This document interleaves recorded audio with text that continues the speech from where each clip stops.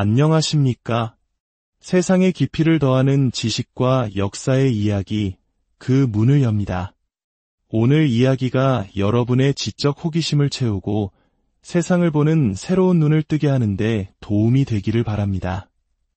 저희의 이야기가 의미 있다고 생각하신다면 구독과 좋아요를 통해 지혜를 나누는 여정에 동참해 주십시오.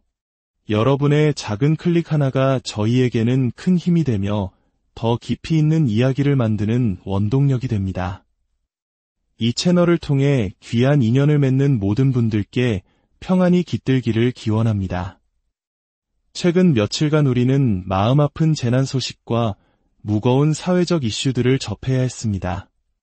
하지만 오늘은 잠시 숨을 고르고 현대 중국 사회에서 벌어진 기이하면서도 한편으로는 헛웃음이 나오는 사건 속으로 깊이 들어가 보고자 합니다. 이 모든 이야기의 시작은 중국 공안이 발표했다는 한 장의 공고문이 인터넷에 퍼지면서부터였습니다. 그 내용은 실로 충격적이었습니다. 2025년 7월 26일 소림사주지 서경신, 첩 7명과 자녀 21명을 포함한 33명의 일행과 함께 상하이 푸동 국제공항에 도착. 오전 11시 21분 미국 로스앤젤레스로 향하는 중국 동방항공 583편의 탑승을 시도하다 관계 당국에 의해 저지됨. 관계 당국은 지난 2년간 그에 대한 내사를 진행해왔음. 공고문은 여기서 그치지 않았습니다. 서경신은 총 51명의 첩을 두었으며 미혼 여성들과의 사이에서 174명의 자녀를 낳아 기른 것으로 확인됨. 이 중 141명의 아이는 대리모를 통해 출산한 것으로 파악됨. 그는 2001년부터 해외 소림사 분원을 통해 첩들을 관리해왔으며 런던, 베를린, 시드니, 뉴욕, 토론토 분원 등에서 22명의 첩들이 사찰 건립, 문화 홍보, 포교 활동 등의 명목으로 활동했음.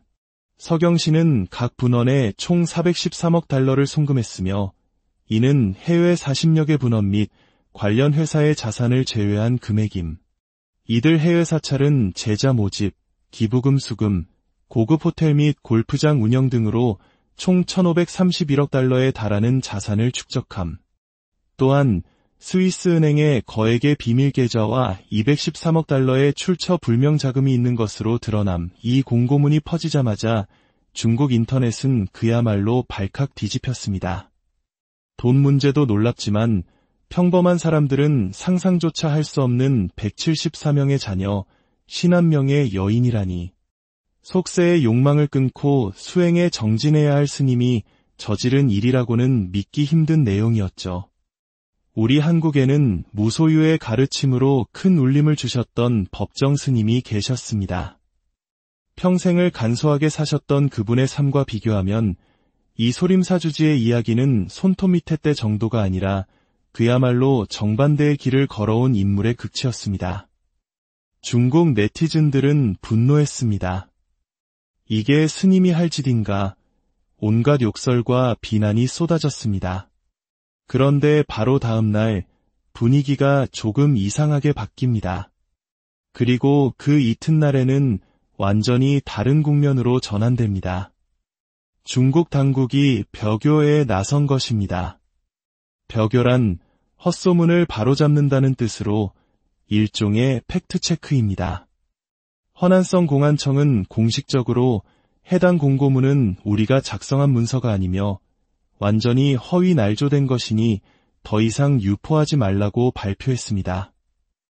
공고문이 양식이나 사용된 용어도 실제 공안의 것과 다르다는 설명도 덧붙였죠. 사건은 이렇게 가짜뉴스로 끝나는 듯했습니다. 하지만 바로 뒤에 따라붙은 한 줄의 문장이 사람들을 다시 혼란에 빠뜨렸습니다. 소림사주지 서경신이 현재 여러 혐의로 당국의 조사를 받고 있는 것은 사실입니다. 이게 대체 무슨 상황일까요? 소문은 가짜인데 조사는 진짜다. 심지어 그 조사 내용이라는 것이 횡령, 사찰 자산 유용, 그리고 여성들과의 부적절한 관계 유지 및 사생아 출산 혐의였습니다. 결국 전날 퍼졌던 충격적인 공고문에서 구체적인 숫자만 빠졌을 뿐 혐의의 내용은 거의 동일했던 겁니다. 중국인들은 어리둥절했습니다. 그리고 곧바로 또 다른 기사가 터져나옵니다.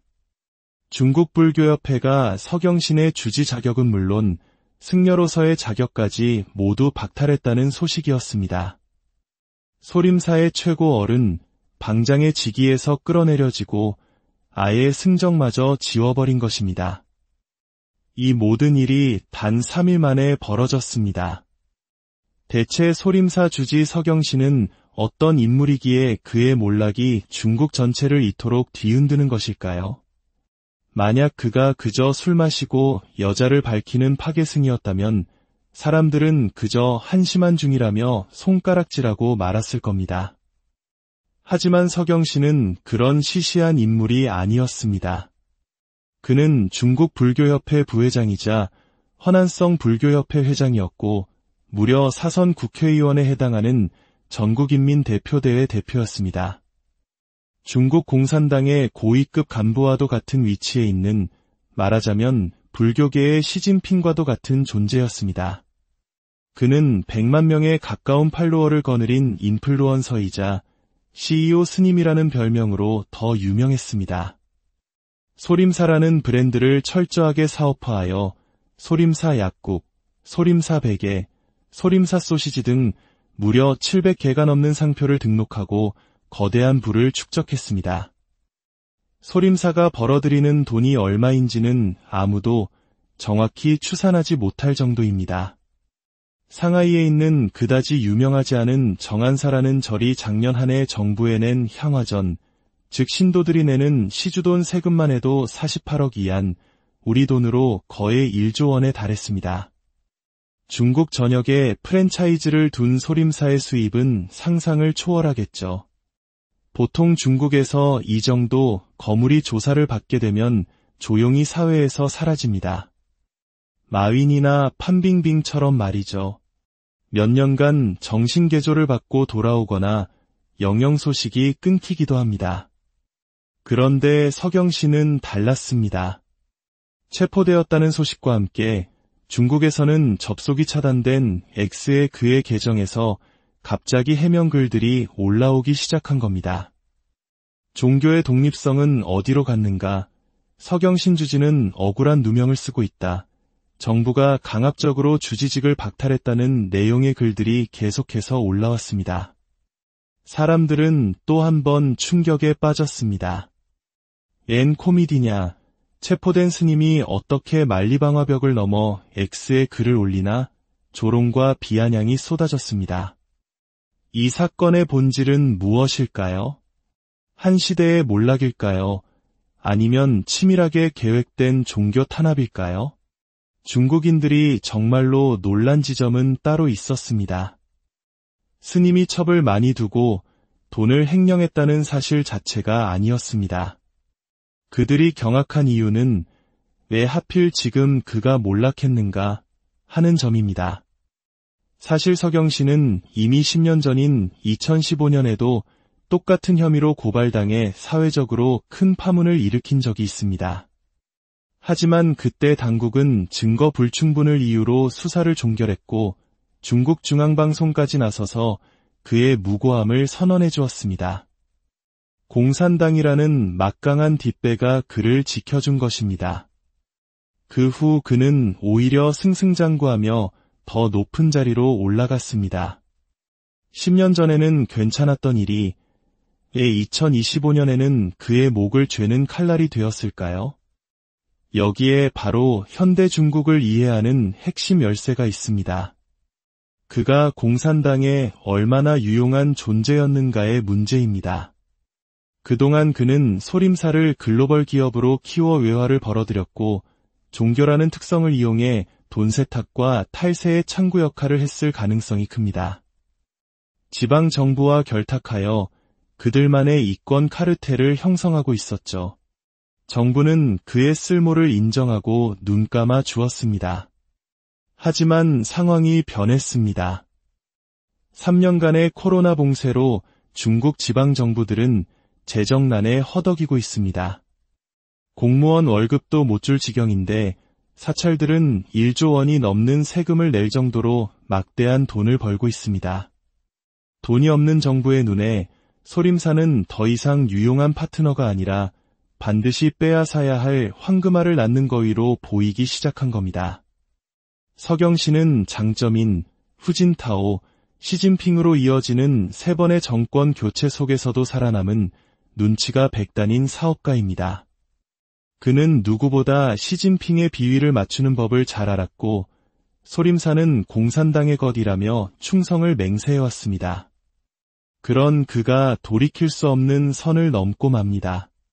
올해 2월 그는 중국 외교부와 국가종교사무국의 공식 허가 없이 문화사절단을 이끌고 바티칸으로 날아갔습니다. 그리고 프란치스코 교황을 만나 함께 차를 마시고 사진을 찍었습니다. 이것이 왜 문제였을까요? 바티칸은 아직 중국과 수교하지 않은 국가이자 유럽에서 유일하게 대만을 국가로 인정하는 나라입니다. 중국 공산당의 입장에서 국가의 허락도 없이 당의 통제를 벗어난 외부 종교 권력의 수장을 만난 행위는 절대 용납할 수 없는 월권이자 도발이었습니다. 베이징 중앙정부는 이것을 레드라인을 넘은 것으로 판단했습니다. 그가 바티칸에서 돌아오자마자 모든 것이 일사천리로 진행되었습니다. 그의 여권은 압수되었고 출국 금지 조치가 내려졌습니다. 공산당의 사상 통제를 담당하는 통일전 선공작부 요원들이 소림사에 상주하며 그를 24시간 감시하기 시작했습니다. 그리고 먼지 하나까지 털어내는 강도 높은 조사가 이어졌습니다. 결국 7월 25일 새벽 그는 조용히 차를 마시러 끌려갔고 그 이후로 소식이 끊겼습니다. 25일 체포, 26일 가짜뉴스 유포, 27일 사실 확인 및 혐의 발표, 28일 승적 박탈. 이 모든 것은 우연이 아니라 한 인간을 사회적으로 완전히 매장시키기 위해 치밀하게 짜인 각본이었던 것입니다. 51명의 첩과 174명의 사생아라는 자극적인 가짜뉴스를 먼저 터뜨려 여론을 최악으로 만든 뒤 그를 제거하는 수수는 실로 무서운 정치 공작이라 할 수 있습니다. 서경신의 몰락은 단순히 한 파괴승의 타락 이야기가 아닙니다. 그것은 절대 권력 앞에서 개인의 유용성이 다했을 때 어떤 운명을 맞게 되는지, 그리고 종교마저 철저히 통제하려는 국가 시스템이 얼마나 무섭게 작동하는지를 보여주는 서늘한 시대의 자화상입니다. 그의 죄가 도덕적인 것이었든 아니면 정치적인 것이었든 분명한 것은 그가 넘지 말아야 할 선을 넘었다는 사실입니다. 그리고 중국이라는 거대한 무대에서 각본을 쓰는 감독은 오직 한 명뿐이라는 사실을 다시 한번 확인시켜. 안녕하십니까? 세상의 깊이를 더하는 지식과 역사의 이야기, 그 문을 엽니다. 오늘 이야기가 여러분의 지적 호기심을 채우고 세상을 보는 새로운 눈을 뜨게 하는데 도움이 되기를 바랍니다. 저희의 이야기가 의미 있다고 생각하신다면 구독과 좋아요를 통해 지혜를 나누는 여정에 동참해 주십시오. 여러분의 작은 클릭 하나가 저희에게는 큰 힘이 되며 더 깊이 있는 이야기를 만드는 원동력이 됩니다. 이 채널을 통해 귀한 인연을 맺는 모든 분들께 평안이 깃들기를 기원합니다. 최근 며칠간 우리는 마음 아픈 재난 소식과 무거운 사회적 이슈들을 접해야 했습니다. 하지만 오늘은 잠시 숨을 고르고 현대 중국 사회에서 벌어진 기이하면서도 한편으로는 헛웃음이 나오는 사건 속으로 깊이 들어가 보고자 합니다. 이 모든 이야기의 시작은 중국 공안이 발표했다는 한 장의 공고문이 인터넷에 퍼지면서부터였습니다. 그 내용은 실로 충격적이었습니다. 2025년 7월 26일 소림사주지 서경신, 첩 7명과 자녀 21명을 포함한 33명의 일행과 함께 상하이 푸동 국제공항에 도착. 오전 11시 21분 미국 로스앤젤레스로 향하는 중국 동방항공 583편의 탑승을 시도하다 관계 당국에 의해 저지됨. 관계 당국은 지난 2년간 그에 대한 내사를 진행해왔음. 공고문은 여기서 그치지 않았습니다. 서경씨는 총 51명의 첩을 두었으며 미혼 여성들과의 사이에서 174명의 자녀를 낳아 기른 것으로 확인됨. 이 중 141명의 아이는 대리모를 통해 출산한 것으로 파악됨. 그는 2001년부터 해외 소림사 분원을 통해 첩들을 관리해왔으며 런던, 베를린, 시드니, 뉴욕, 토론토 분원 등에서 22명의 첩들이 사찰 건립, 문화 홍보, 포교 활동 등의 명목으로 활동했음. 서경씨는 각 분원에 총 413억 달러를 송금했으며 이는 해외 40여 개 분원 및 관련 회사의 자산을 제외한 금액임. 이들 해외 사찰은 제자 모집, 기부금 수금, 고급 호텔 및 골프장 운영 등으로 총 1,531억 달러에 달하는 자산을 축적함. 또한 스위스 은행에 거액의 비밀 계좌와 213억 달러의 출처 불명 자금이 있는 것으로 드러남. 이 공고문이 퍼지자마자 중국 인터넷은 그야말로 발칵 뒤집혔습니다. 돈 문제도 놀랍지만 평범한 사람들은 상상조차 할 수 없는 174명의 자녀, 51명의 여인이라니. 속세의 욕망을 끊고 수행에 정진해야 할 스님이 저지른 일이라고는 믿기 힘든 내용이었죠. 우리 한국에는 무소유의 가르침으로 큰 울림을 주셨던 법정 스님이 계셨습니다. 평생을 간소하게 사셨던 그분의 삶과 비교하면 이 소림사주지의 이야기는 손톱 밑에 때 정도가 아니라 그야말로 정반대의 길을 걸어온 인물의 극치였습니다. 중국 네티즌들은 분노했습니다. 이게 스님이 할 짓인가? 온갖 욕설과 비난이 쏟아졌습니다. 그런데 바로 다음 날 분위기가 조금 이상하게 바뀝니다. 그리고 그 이튿날에는 완전히 다른 국면으로 전환됩니다. 중국 당국이 벼교에 나선 것입니다. 벼교란 헛소문을 바로잡는다는 뜻으로 일종의 팩트체크입니다. 허난성 공안청은 공식적으로 해당 공고문은 우리가 작성한 문서가 아니며 완전히 허위 날조된 것이니 더 이상 유포하지 말라고 발표했습니다. 공고문이 양식이나 사용된 용어도 실제 공안의 것과 다르다는 설명도 덧붙였죠. 사건은 이렇게 가짜뉴스로 끝나는 듯했습니다. 하지만 바로 뒤에 따라붙은 한 줄의 문장이 사람들을 다시 혼란에 빠뜨렸습니다. 소림사주지 서경신이 현재 여러 혐의로 당국의 조사를 받고 있는 것은 사실입니다. 이게 대체 무슨 상황일까요? 소문은 가짜인데 조사는 진짜다. 심지어 그 조사 내용이라는 것이 횡령, 사찰 자산 유용, 그리고 여성들과의 부적절한 관계 유지 및 사생아 출산 혐의였습니다. 결국 전날 퍼졌던 충격적인 공고문에서 구체적인 숫자만 빠졌을 뿐 혐의의 내용은 거의 동일했던 겁니다. 중국인들은 어리둥절했습니다. 그리고 곧바로 또 다른 기사가 터져나옵니다. 중국불교협회가 서경신의 주지 자격은 물론 승려로서의 자격까지 모두 박탈했다는 소식이었습니다. 소림사의 최고 어른, 방장의 직위에서 끌어내려지고 아예 승정마저 지워버린 것입니다. 이 모든 일이 단 3일 만에 벌어졌습니다. 대체 소림사 주지 서경신은 어떤 인물이기에 그의 몰락이 중국 전체를 이토록 뒤흔드는 것일까요? 만약 그가 그저 술 마시고 여자를 밝히는 파괴승이었다면 사람들은 그저 한심한 중이라며 손가락질하고 말았을 겁니다. 하지만 서경신은 그런 시시한 인물이 아니었습니다. 그는 중국 불교협회 부회장이자 허난성 불교협회 회장이었고 무려 사선 국회의원에 해당하는 전국인민 대표대회 대표였습니다. 중국 공산당의 고위급 간부와도 같은 위치에 있는, 말하자면 불교계의 시진핑과도 같은 존재였습니다. 그는 100만 명에 가까운 팔로워를 거느린 인플루언서이자 CEO 스님이라는 별명으로 더 유명했습니다. 소림사라는 브랜드를 철저하게 사업화하여 소림사 약국, 소림사 베개, 소림사 소시지 등 무려 700개가 넘는 상표를 등록하고 거대한 부를 축적했습니다.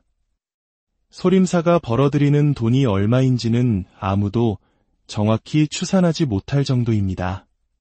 상하이에 있는 그다지 유명하지 않은 정안사라는 절이 작년 한 해 정부에 낸 향화전, 즉 신도들이 내는 시주돈 세금만 해도 48억 이안, 우리 돈으로 거의 1조 원에 달했습니다.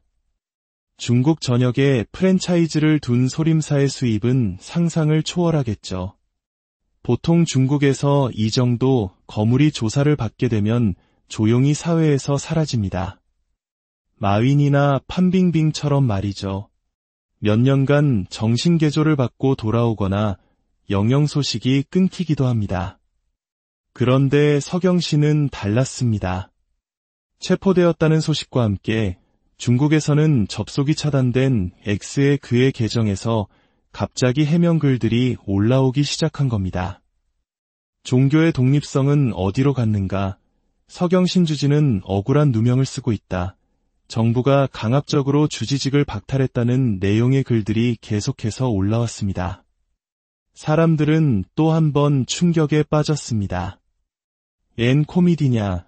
체포된 스님이 어떻게 만리방화벽을 넘어 X에 글을 올리나? 조롱과 비아냥이 쏟아졌습니다. 이 사건의 본질은 무엇일까요? 한 시대의 몰락일까요? 아니면 치밀하게 계획된 종교 탄압일까요? 중국인들이 정말로 놀란 지점은 따로 있었습니다.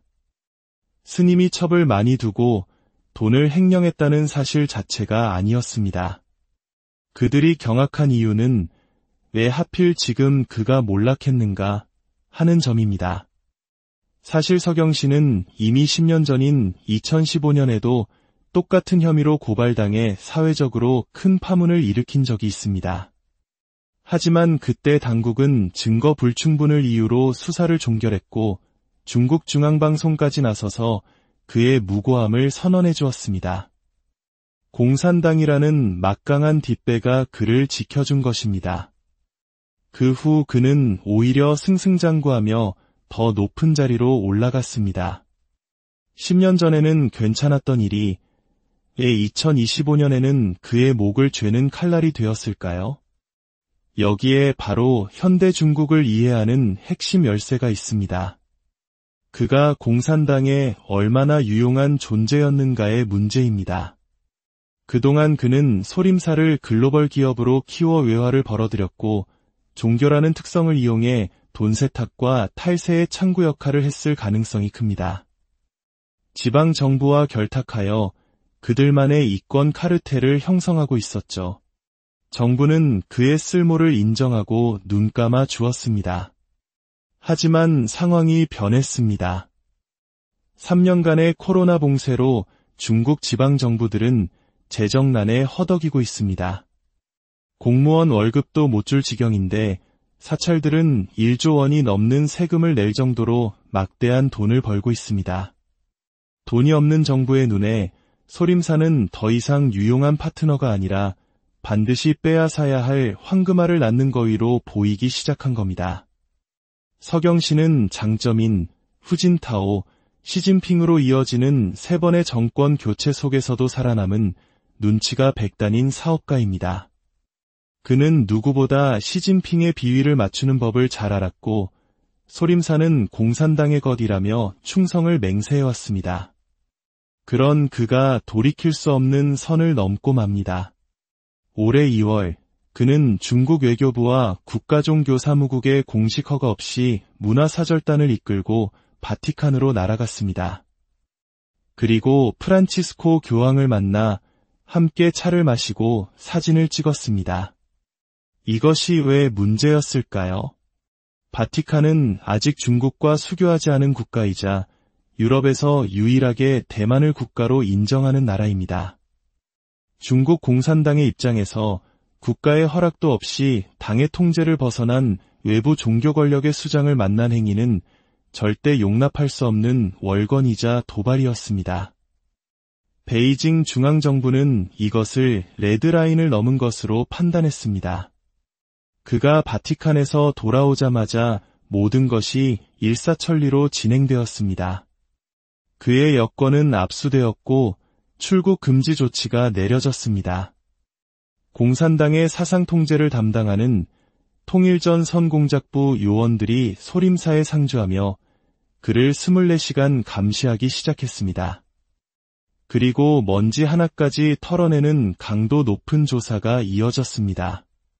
결국 7월 25일 새벽, 그는 조용히 차를 마시러 끌려갔고 그 이후로 소식이 끊겼습니다. 25일 체포, 26일 가짜뉴스 유포, 27일 사실 확인 및 혐의 발표, 28일 승적 박탈. 이 모든 것은 우연이 아니라 한 인간을 사회적으로 완전히 매장시키기 위해 치밀하게 짜인 각본이었던 것입니다. 51명의 첩과 174명의 사생아라는 자극적인 가짜뉴스를 먼저 터뜨려 여론을 최악으로 만든 뒤 그를 제거하는 수순은 실로 무서운 정치 공작이라 할 수 있습니다. 서경신의 몰락은 단순히 한 파괴승의 타락 이야기가 아닙니다. 그것은 절대 권력 앞에서 개인의 유용성이 다했을 때 어떤 운명을 맞게 되는지, 그리고 종교마저 철저히 통제하려는 국가 시스템이 얼마나 무섭게 작동하는지를 보여주는 서늘한 시대의 자화상입니다. 그의 죄가 도덕적인 것이었든 아니면 정치적인 것이었든 분명한 것은 그가 넘지 말아야 할 선을 넘었다는 사실입니다. 그리고 중국이라는 거대한 무대에서 각본을 쓰는 감독은 오직 한 명뿐이라는 사실을 다시 한번 확인시켜. 안녕하십니까? 세상의 깊이를 더하는 지식과 역사의 이야기, 그 문을 엽니다. 오늘 이야기가 여러분의 지적 호기심을 채우고 세상을 보는 새로운 눈을 뜨게 하는데 도움이 되기를 바랍니다. 저희의 이야기가 의미 있다고 생각하신다면 구독과 좋아요를 통해 지혜를 나누는 여정에 동참해 주십시오. 여러분의 작은 클릭 하나가 저희에게는 큰 힘이 되며 더 깊이 있는 이야기를 만드는 원동력이 됩니다. 이 채널을 통해 귀한 인연을 맺는 모든 분들께 평안이 깃들기를 기원합니다. 최근 며칠간 우리는 마음 아픈 재난 소식과 무거운 사회적 이슈들을 접해야 했습니다. 하지만 오늘은 잠시 숨을 고르고 현대 중국 사회에서 벌어진 기이하면서도 한편으로는 헛웃음이 나오는 사건 속으로 깊이 들어가 보고자 합니다. 이 모든 이야기의 시작은 중국 공안이 발표했다는 한 장의 공고문이 인터넷에 퍼지면서부터였습니다. 그 내용은 실로 충격적이었습니다. 2025년 7월 26일 소림사주지 서경신, 첩 7명과 자녀 21명을 포함한 33명의 일행과 함께 상하이 푸동 국제공항에 도착. 오전 11시 21분 미국 로스앤젤레스로 향하는 중국 동방항공 583편의 탑승을 시도하다 관계 당국에 의해 저지됨. 관계 당국은 지난 2년간 그에 대한 내사를 진행해왔음. 공고문은 여기서 그치지 않았습니다. 서경신은 총 51명의 첩을 두었으며 미혼 여성들과의 사이에서 174명의 자녀를 낳아 기른 것으로 확인됨. 이 중 141명의 아이는 대리모를 통해 출산한 것으로 파악됨. 그는 2001년부터 해외 소림사 분원을 통해 첩들을 관리해왔으며 런던, 베를린, 시드니, 뉴욕, 토론토 분원 등에서 22명의 첩들이 사찰 건립, 문화 홍보, 포교 활동 등의 명목으로 활동했음. 서경신은 각 분원에 총 413억 달러를 송금했으며 이는 해외 40여 개 분원 및 관련 회사의 자산을 제외한 금액임. 이들 해외 사찰은 제자 모집, 기부금 수금, 고급 호텔 및 골프장 운영 등으로 총 1,531억 달러에 달하는 자산을 축적함. 또한 스위스 은행에 거액의 비밀 계좌와 213억 달러의 출처 불명 자금이 있는 것으로 드러남. 이 공고문이 퍼지자마자 중국 인터넷은 그야말로 발칵 뒤집혔습니다. 돈 문제도 놀랍지만 평범한 사람들은 상상조차 할 수 없는 174명의 자녀, 51명의 여인이라니. 속세의 욕망을 끊고 수행에 정진해야 할 스님이 저지른 일이라고는 믿기 힘든 내용이었죠. 우리 한국에는 무소유의 가르침으로 큰 울림을 주셨던 법정 스님이 계셨습니다. 평생을 간소하게 사셨던 그분의 삶과 비교하면 이 소림사주지의 이야기는 손톱 밑에 때 정도가 아니라 그야말로 정반대의 길을 걸어온 인물의 극치였습니다. 중국 네티즌들은 분노했습니다. 이게 스님이 할 짓인가? 온갖 욕설과 비난이 쏟아졌습니다. 그런데 바로 다음 날 분위기가 조금 이상하게 바뀝니다.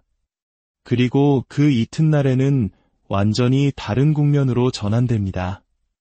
중국 당국이 벼교에 나선 것입니다. 벼교란 헛소문을 바로잡는다는 뜻으로 일종의 팩트체크입니다.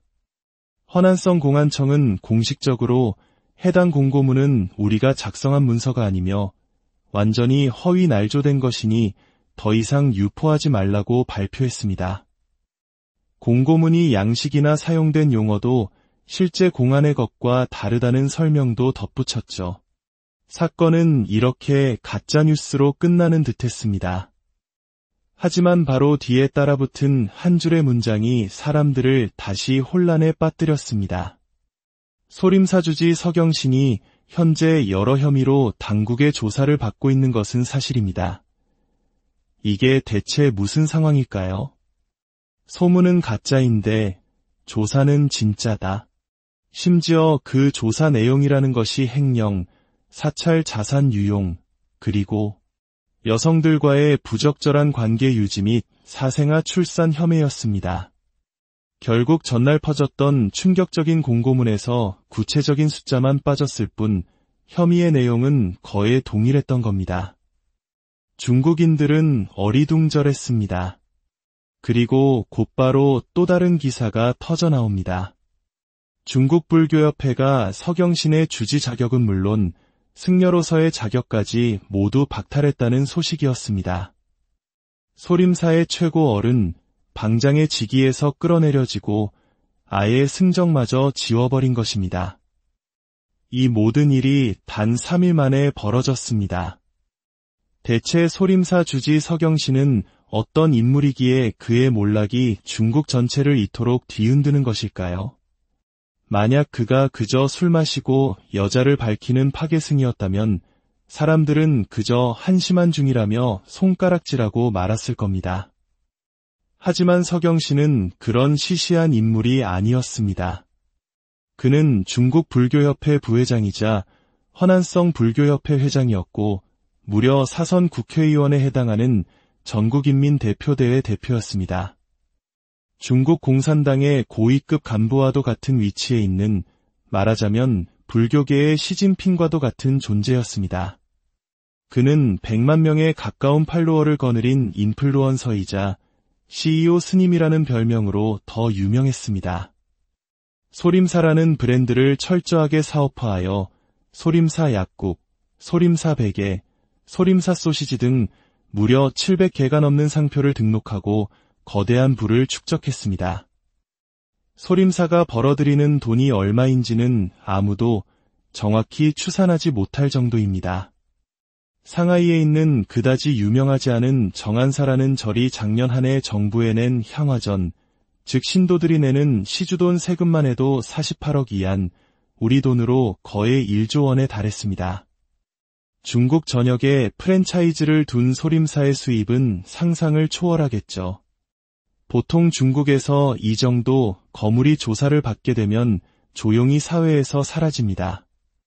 마윈이나 판빙빙처럼 말이죠. 몇 년간 정신개조를 받고 돌아오거나 영영 소식이 끊기기도 합니다. 그런데 서경신은 달랐습니다. 체포되었다는 소식과 함께 중국에서는 접속이 차단된 X의 그의 계정에서 갑자기 해명글들이 올라오기 시작한 겁니다. 종교의 독립성은 어디로 갔는가? 서경신 주지는 억울한 누명을 쓰고 있다.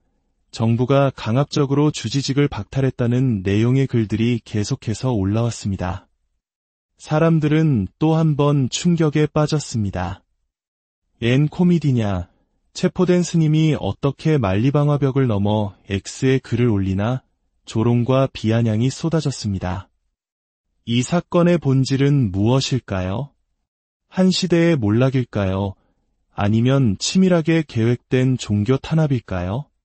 중국인들이 정말로 놀란 지점은 따로 있었습니다. 스님이 첩을 많이 두고 돈을 횡령했다는 사실 자체가 아니었습니다. 그들이 경악한 이유는 왜 하필 지금 그가 몰락했는가 하는 점입니다. 사실 서경씨는 이미 10년 전인 2015년에도 똑같은 혐의로 고발당해 사회적으로 큰 파문을 일으킨 적이 있습니다. 하지만 그때 당국은 증거 불충분을 이유로 수사를 종결했고 중국 중앙방송까지 나서서 그의 무고함을 선언해 주었습니다. 공산당이라는 막강한 뒷배가 그를 지켜준 것입니다. 그 후 그는 오히려 승승장구하며 더 높은 자리로 올라갔습니다. 10년 전에는 괜찮았던 일이 왜 2025년에는 그의 목을 죄는 칼날이 되었을까요? 여기에 바로 현대 중국을 이해하는 핵심 열쇠가 있습니다. 그가 공산당에 얼마나 유용한 존재였는가의 문제입니다. 그동안 그는 소림사를 글로벌 기업으로 키워 외화를 벌어들였고 종교라는 특성을 이용해 돈 세탁과 탈세의 창구 역할을 했을 가능성이 큽니다. 지방 정부와 결탁하여 그들만의 이권 카르텔을 형성하고 있었죠. 정부는 그의 쓸모를 인정하고 눈감아 주었습니다. 하지만 상황이 변했습니다. 3년간의 코로나 봉쇄로 중국 지방 정부들은 재정난에 허덕이고 있습니다. 공무원 월급도 못 줄 지경인데 사찰들은 1조 원이 넘는 세금을 낼 정도로 막대한 돈을 벌고 있습니다. 돈이 없는 정부의 눈에 소림사는 더 이상 유용한 파트너가 아니라 반드시 빼앗아야 할 황금알을 낳는 거위로 보이기 시작한 겁니다. 서경씨는 장점인 후진타오, 시진핑으로 이어지는 3번의 정권 교체 속에서도 살아남은 눈치가 백단인 사업가입니다. 그는 누구보다 시진핑의 비위를 맞추는 법을 잘 알았고 소림사는 공산당의 것이라며 충성을 맹세해왔습니다.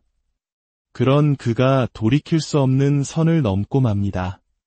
올해 2월 그는 중국 외교부와 국가종교사무국의 공식 허가 없이 문화사절단을 이끌고 바티칸으로 날아갔습니다. 그리고 프란치스코 교황을 만나 함께 차를 마시고 사진을 찍었습니다. 이것이 왜 문제였을까요? 바티칸은 아직 중국과 수교하지 않은 국가이자 유럽에서 유일하게 대만을 국가로 인정하는 나라입니다. 중국 공산당의 입장에서 국가의 허락도 없이 당의 통제를 벗어난 외부 종교 권력의 수장을 만난 행위는 절대 용납할 수 없는 월권이자 도발이었습니다. 베이징 중앙정부는 이것을 레드라인을 넘은 것으로 판단했습니다. 그가 바티칸에서 돌아오자마자 모든 것이 일사천리로 진행되었습니다. 그의 여권은 압수되었고 출국 금지 조치가 내려졌습니다. 공산당의 사상 통제를 담당하는 통일전 선공작부 요원들이 소림사에 상주하며 그를 24시간 감시하기 시작했습니다. 그리고 먼지 하나까지 털어내는 강도 높은 조사가 이어졌습니다. 결국 7월 25일 새벽 그는 조용히 차를 마시러 끌려갔고 그 이후로 소식이 끊겼습니다. 25일 체포, 26일 가짜뉴스 유포, 27일 사실 확인 및 혐의 발표, 28일 승적 박탈. 이 모든 것은 우연이 아니라 한 인간을 사회적으로 완전히 매장시키기 위해 치밀하게 짜인 각본이었던 것입니다.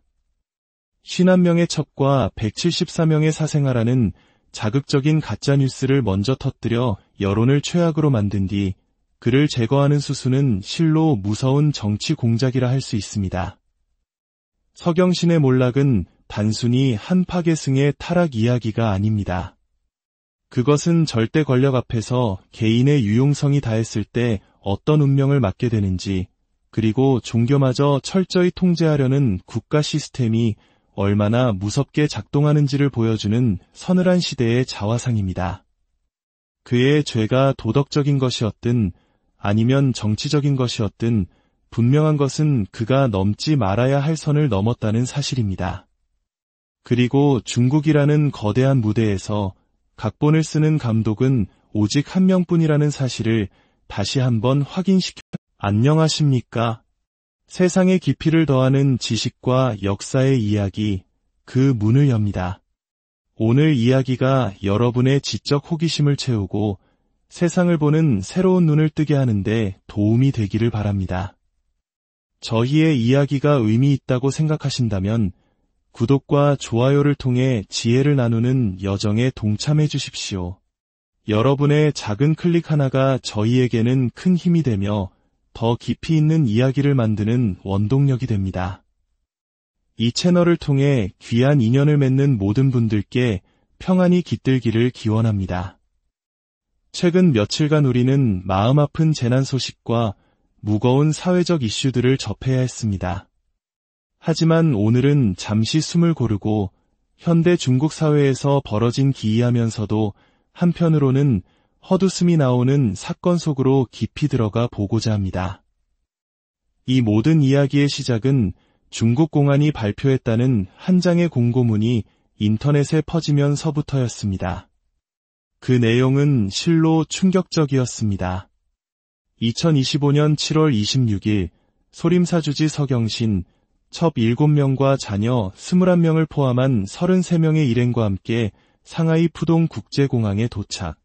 오전 11시 21분 미국 로스앤젤레스로 향하는 중국 동방항공 583편의 탑승을 시도하다 관계 당국에 의해 저지됨. 관계 당국은 지난 2년간 그에 대한 내사를 진행해왔음. 공고문은 여기서 그치지 않았습니다. 서경신은 총 51명의 첩을 두었으며 미혼 여성들과의 사이에서 174명의 자녀를 낳아 기른 것으로 확인됨. 이 중 141명의 아이는 대리모를 통해 출산한 것으로 파악됨.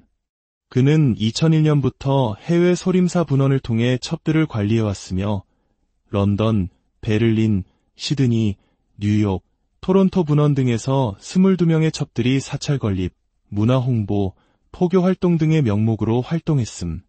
서경신은 각 분원에 총 413억 달러를 송금했으며 이는 해외 40여 개 분원 및 관련 회사의 자산을 제외한 금액임.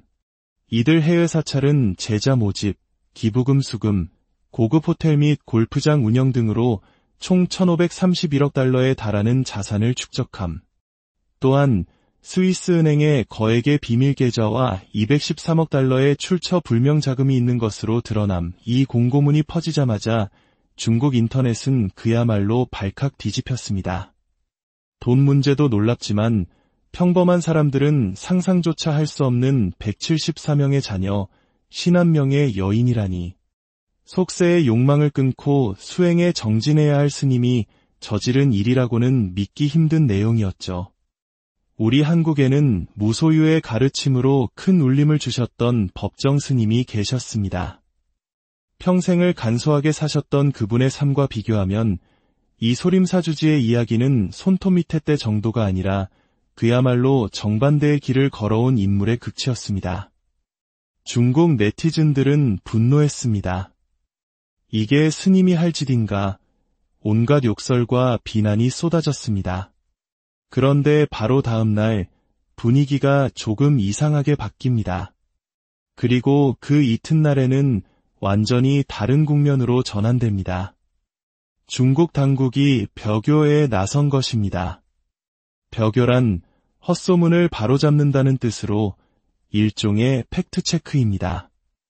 허난성 공안청은 공식적으로 해당 공고문은 우리가 작성한 문서가 아니며 완전히 허위 날조된 것이니 더 이상 유포하지 말라고 발표했습니다. 공고문이 양식이나 사용된 용어도 실제 공안의 것과 다르다는 설명도 덧붙였죠. 사건은 이렇게 가짜뉴스로 끝나는 듯했습니다. 하지만 바로 뒤에 따라붙은 한 줄의 문장이 사람들을 다시 혼란에 빠뜨렸습니다. 소림사주지 서경신이 현재 여러 혐의로 당국의 조사를 받고 있는 것은 사실입니다. 이게 대체 무슨 상황일까요? 소문은 가짜인데 조사는 진짜다. 심지어 그 조사 내용이라는 것이 횡령, 사찰 자산 유용, 그리고 여성들과의 부적절한 관계 유지 및 사생아 출산 혐의였습니다. 결국 전날 퍼졌던 충격적인 공고문에서 구체적인 숫자만 빠졌을 뿐 혐의의 내용은 거의 동일했던 겁니다. 중국인들은 어리둥절했습니다.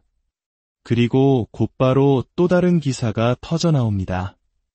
중국불교협회가 서경신의 주지 자격은 물론 승려로서의 자격까지 모두 박탈했다는 소식이었습니다. 소림사의 최고 어른, 방장의 직위에서 끌어내려지고 아예 승정마저 지워버린 것입니다. 이 모든 일이 단 3일 만에 벌어졌습니다. 대체 소림사 주지 서경신은 어떤 인물이기에 그의 몰락이 중국 전체를 이토록 뒤흔드는 것일까요? 만약 그가 그저 술 마시고 여자를 밝히는 파괴승이었다면 사람들은 그저 한심한 중이라며 손가락질하고 말았을 겁니다. 하지만 서경신은 그런 시시한 인물이 아니었습니다. 그는 중국 불교협회 부회장이자 허난성 불교협회 회장이었고 무려 사선 국회의원에 해당하는 전국인민 대표대회 대표였습니다. 중국 공산당의 고위급 간부와도 같은 위치에 있는, 말하자면 불교계의 시진핑과도 같은 존재였습니다. 그는 100만 명에 가까운 팔로워를 거느린 인플루언서이자 CEO 스님이라는 별명으로 더 유명했습니다. 소림사라는 브랜드를 철저하게 사업화하여 소림사 약국, 소림사 베개, 소림사 소시지 등 무려 700개가 넘는 상표를 등록하고 거대한 부를 축적했습니다. 소림사가 벌어들이는 돈이 얼마인지는 아무도 정확히 추산하지 못할 정도입니다. 상하이에 있는 그다지 유명하지 않은 정안사라는 절이 작년 한 해 정부에 낸 향화전, 즉 신도들이 내는 시주돈 세금만 해도 48억 이안, 우리 돈으로 거의 1조 원에 달했습니다. 중국 전역에 프랜차이즈를 둔 소림사의 수입은 상상을 초월하겠죠. 보통 중국에서 이 정도 거물이 조사를 받게 되면 조용히 사회에서 사라집니다. 마윈이나 판빙빙처럼 말이죠. 몇 년간 정신개조를 받고 돌아오거나 영영 소식이 끊기기도 합니다. 그런데 서경신은 달랐습니다. 체포되었다는 소식과 함께 중국에서는 접속이 차단된 X의 그의 계정에서 갑자기 해명글들이 올라오기 시작한 겁니다. 종교의 독립성은 어디로 갔는가? 서경신 주지는 억울한 누명을 쓰고 있다. 정부가 강압적으로 주지직을 박탈했다는 내용의 글들이 계속해서 올라왔습니다. 사람들은 또 한 번 충격에 빠졌습니다. 얜 코미디냐? 체포된 스님이 어떻게 만리방화벽을 넘어 X에 글을 올리나? 조롱과 비아냥이 쏟아졌습니다. 이 사건의 본질은 무엇일까요? 한 시대의 몰락일까요? 아니면 치밀하게 계획된 종교 탄압일까요? 중국인들이 정말로 놀란 지점은 따로 있었습니다. 스님이 첩을 많이 두고 돈을 횡령했다는 사실 자체가 아니었습니다. 그들이 경악한 이유는 왜 하필 지금 그가 몰락했는가 하는 점입니다. 사실 서경신은 이미 10년 전인 2015년에도 똑같은 혐의로 고발당해 사회적으로 큰 파문을 일으킨 적이 있습니다. 하지만 그때 당국은 증거 불충분을 이유로 수사를 종결했고 중국 중앙방송까지 나서서 그의 무고함을 선언해 주었습니다. 공산당이라는 막강한 뒷배가 그를 지켜준 것입니다. 그 후 그는 오히려 승승장구하며 더 높은 자리로 올라갔습니다. 10년 전에는 괜찮았던 일이 왜 2025년에는 그의 목을 죄는 칼날이 되었을까요? 여기에 바로 현대 중국을 이해하는 핵심 열쇠가 있습니다. 그가 공산당에 얼마나 유용한 존재였는가의 문제입니다. 그동안 그는 소림사를 글로벌 기업으로 키워 외화를 벌어들였고 종교라는 특성을 이용해 돈 세탁과 탈세의 창구 역할을 했을 가능성이 큽니다. 지방 정부와 결탁하여 그들만의 이권 카르텔을 형성하고 있었죠.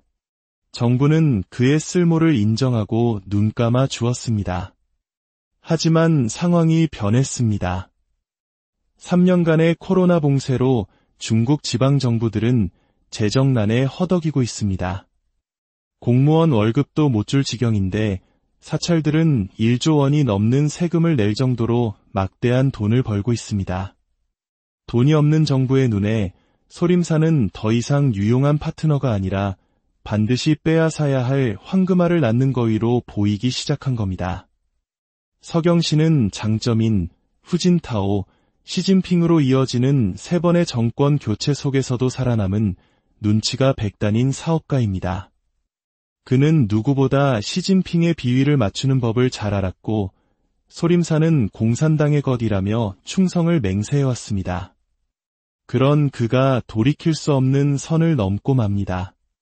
올해 2월 그는 중국 외교부와 국가종교사무국의 공식 허가 없이 문화사절단을 이끌고 바티칸으로 날아갔습니다. 그리고 프란치스코 교황을 만나 함께 차를 마시고 사진을 찍었습니다. 이것이 왜 문제였을까요? 바티칸은 아직 중국과 수교하지 않은 국가이자 유럽에서 유일하게 대만을 국가로 인정하는 나라입니다. 중국 공산당의 입장에서 국가의 허락도 없이 당의 통제를 벗어난 외부 종교 권력의 수장을 만난 행위는 절대 용납할 수 없는 월권이자 도발이었습니다. 베이징 중앙정부는 이것을 레드라인을 넘은 것으로 판단했습니다. 그가 바티칸에서 돌아오자마자 모든 것이 일사천리로 진행되었습니다. 그의 여권은 압수되었고 출국 금지 조치가 내려졌습니다. 공산당의 사상 통제를 담당하는 통일전 선공작부 요원들이 소림사에 상주하며 그를 24시간 감시하기 시작했습니다. 그리고 먼지 하나까지 털어내는 강도 높은 조사가 이어졌습니다. 결국 7월 25일 새벽 그는 조용히 차를 마시러 끌려갔고 그 이후로 소식이 끊겼습니다. 25일 체포, 26일 가짜뉴스 유포, 27일 사실 확인 및 혐의 발표, 28일 승적 박탈. 이 모든 것은 우연이 아니라 한 인간을 사회적으로 완전히 매장시키기 위해 치밀하게 짜인 각본이었던 것입니다. 51명의 첩과 174명의 사생아라는 자극적인 가짜뉴스를 먼저 터뜨려 여론을 최악으로 만든 뒤 그를 제거하는 수순은 실로 무서운 정치 공작이라 할 수 있습니다. 서경신의 몰락은 단순히 한 파괴승의 타락 이야기가 아닙니다. 그것은 절대 권력 앞에서 개인의 유용성이 다했을 때 어떤 운명을 맞게 되는지, 그리고 종교마저 철저히 통제하려는 국가 시스템이 얼마나 무섭게 작동하는지를 보여주는 서늘한 시대의 자화상입니다. 그의 죄가 도덕적인 것이었든 아니면 정치적인 것이었든 분명한 것은 그가 넘지 말아야 할 선을 넘었다는 사실입니다. 그리고 중국이라는 거대한 무대에서 각본을 쓰는 감독은 오직 한 명뿐이라는 사실을 다시 한번 확인시켜. 안녕하십니까? 세상의 깊이를 더하는 지식과 역사의 이야기, 그 문을 엽니다. 오늘 이야기가 여러분의 지적 호기심을 채우고 세상을 보는 새로운 눈을 뜨게 하는데 도움이 되기를 바랍니다. 저희의 이야기가 의미 있다고 생각하신다면 구독과 좋아요를 통해 지혜를 나누는 여정에 동참해 주십시오. 여러분의 작은 클릭 하나가 저희에게는 큰 힘이 되며 더 깊이 있는 이야기를 만드는 원동력이 됩니다. 이 채널을 통해 귀한 인연을 맺는 모든 분들께 평안이 깃들기를 기원합니다. 최근 며칠간 우리는 마음 아픈 재난 소식과 무거운 사회적 이슈들을 접해야 했습니다. 하지만 오늘은 잠시 숨을 고르고 현대 중국 사회에서 벌어진 기이하면서도 한편으로는 헛웃음이 나오는 사건 속으로 깊이 들어가 보고자 합니다. 이 모든 이야기의 시작은 중국 공안이 발표했다는 한 장의 공고문이 인터넷에 퍼지면서부터였습니다. 그 내용은 실로 충격적이었습니다. 2025년 7월 26일 소림사주지 서경신, 첩 7명과 자녀 21명을 포함한 33명의 일행과 함께 상하이 푸동 국제공항에 도착. 오전 11시 21분 미국 로스앤젤레스로 향하는 중국 동방항공 583편의 탑승을 시도하다 관계 당국에 의해 저지됨. 관계 당국은 지난 2년간 그에 대한 내사를 진행해왔음. 공고문은 여기서 그치지 않았습니다. 서경 씨는 총 51명의 첩을 두었으며 미혼 여성들과의 사이에서 174명의 자녀를 낳아 기른 것으로 확인됨. 이 중 141명의 아이는 대리모를 통해 출산한 것으로 파악됨. 그는 2001년부터 해외 소림사 분원을 통해 첩들을 관리해왔으며 런던, 베를린, 시드니, 뉴욕, 토론토 분원 등에서 22명의 첩들이 사찰 건립, 문화 홍보, 포교 활동 등의 명목으로 활동했음. 서경 씨는 각 분원에 총 413억 달러를 송금했으며 이는 해외 40여 개 분원 및 관련 회사의 자산을 제외한 금액임. 이들 해외 사찰은 제자 모집, 기부금 수금, 고급 호텔 및 골프장 운영 등으로 총 1,531억 달러에 달하는 자산을 축적함. 또한 스위스은행에 거액의 비밀 계좌와 213억 달러의 출처 불명 자금이 있는 것으로 드러남. 이 공고문이 퍼지자마자 중국 인터넷은 그야말로 발칵 뒤집혔습니다. 돈 문제도 놀랍지만 평범한 사람들은 상상조차 할 수 없는 174명의 자녀, 51명의 여인이라니. 속세의 욕망을 끊고 수행에 정진해야 할 스님이 저지른 일이라고는 믿기 힘든 내용이었죠. 우리 한국에는 무소유의 가르침으로 큰 울림을 주셨던 법정 스님이 계셨습니다. 평생을 간소하게 사셨던 그분의 삶과 비교하면 이 소림사주지의 이야기는 손톱 밑에 때 정도가 아니라 그야말로 정반대의 길을 걸어온 인물의 극치였습니다. 중국 네티즌들은 분노했습니다. 이게 스님이 할 짓인가? 온갖 욕설과 비난이 쏟아졌습니다. 그런데 바로 다음 날 분위기가 조금 이상하게 바뀝니다. 그리고 그 이튿날에는 완전히 다른 국면으로 전환됩니다. 중국 당국이 벼교에 나선 것입니다. 벼교란 헛소문을 바로잡는다는 뜻으로 일종의 팩트체크입니다. 허난성 공안청은 공식적으로 해당 공고문은 우리가 작성한 문서가 아니며 완전히 허위 날조된 것이니 더 이상 유포하지 말라고 발표했습니다. 공고문이 양식이나 사용된 용어도 실제 공안의 것과 다르다는 설명도 덧붙였죠. 사건은 이렇게 가짜뉴스로 끝나는 듯했습니다. 하지만 바로 뒤에 따라붙은 한 줄의 문장이 사람들을 다시 혼란에 빠뜨렸습니다. 소림사주지 서경신이 현재 여러 혐의로 당국의 조사를 받고 있는 것은 사실입니다. 이게 대체 무슨 상황일까요? 소문은 가짜인데 조사는 진짜다. 심지어 그 조사 내용이라는 것이 횡령, 사찰 자산 유용, 그리고 여성들과의 부적절한 관계 유지 및 사생아 출산 혐의였습니다. 결국 전날 퍼졌던 충격적인 공고문에서 구체적인 숫자만 빠졌을 뿐 혐의의 내용은 거의 동일했던 겁니다. 중국인들은 어리둥절했습니다. 그리고 곧바로 또 다른 기사가 터져나옵니다. 중국불교협회가 서경신의 주지 자격은 물론 승려로서의 자격까지 모두 박탈했다는 소식이었습니다. 소림사의 최고 어른, 방장의 직위에서 끌어내려지고 아예 승정마저 지워버린 것입니다. 이 모든 일이 단 3일 만에 벌어졌습니다. 대체 소림사 주지 서경신은 어떤 인물이기에 그의 몰락이 중국 전체를 이토록 뒤흔드는 것일까요? 만약 그가 그저 술 마시고 여자를 밝히는 파괴승이었다면 사람들은 그저 한심한 중이라며 손가락질하고 말았을 겁니다. 하지만 서경신은 그런 시시한 인물이 아니었습니다. 그는 중국 불교협회 부회장이자 허난성 불교협회 회장이었고 무려 사선 국회의원에 해당하는 전국인민대표대회 대표였습니다. 중국 공산당의 고위급 간부와도 같은 위치에 있는 말하자면 불교계의 시진핑과도 같은 존재였습니다. 그는 100만 명에 가까운 팔로워를 거느린 인플루언서이자 CEO 스님이라는 별명으로 더 유명했습니다. 소림사라는 브랜드를 철저하게 사업화하여